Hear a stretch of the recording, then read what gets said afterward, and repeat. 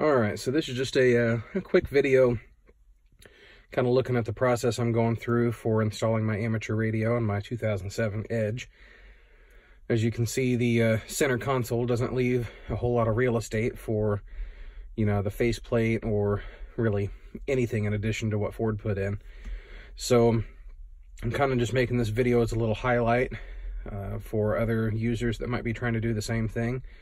Because I know I found these kind of tutorials helpful when I had previous vehicles. So basically what I'm looking at is you can see my remote faceplate down there. That's where I want it to be, but it's not affixed at this point. I have one of the magnetic phone holders with a plate on the back of my microphone, so that has a convenient place to live. I will probably redo that with a lower profile one, just because that one sticks out far enough where there's not a whole lot of distance between that and the steering wheel.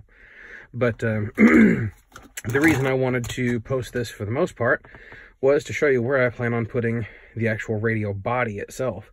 I didn't want it under the seat exposed to moisture or feet. There's not a whole lot of space underneath the the dash assembly, places like that. So this is how the center console of the Edge comes out. It's just a little pole. There's clip retention on the bottom, and then the rest of it just kind of slides out. And if I take this and tilt it off to the side here, look at that nice cavity that they left me.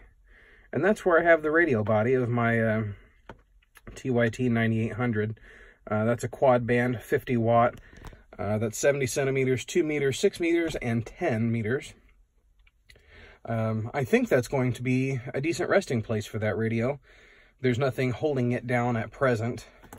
It's just kind of floating in the cavity. What I may end up doing, because it's going to cover the speaker with it oriented that way, but I want the heat fins on top to be able to dissipate. I'll have a remote speaker that will run. We'll probably go down in the little cubby down there just to help me be able to hear. But it seems like it's going to be a good fit. I've got good access to a couple of different pathways for the cable routing. I can run my power down that side, my antenna down that side, or vice versa, just to give me some movement. But I think there'll be enough airspace there, especially with the HVAC running, that it will circulate some air and not allow the radio to overheat. Being the tech guy that I am, I probably will put a thermal sensor on it with a readout, just so I can make sure that I'm not overheating and cooking the radio. But that's what I have in mind at the moment.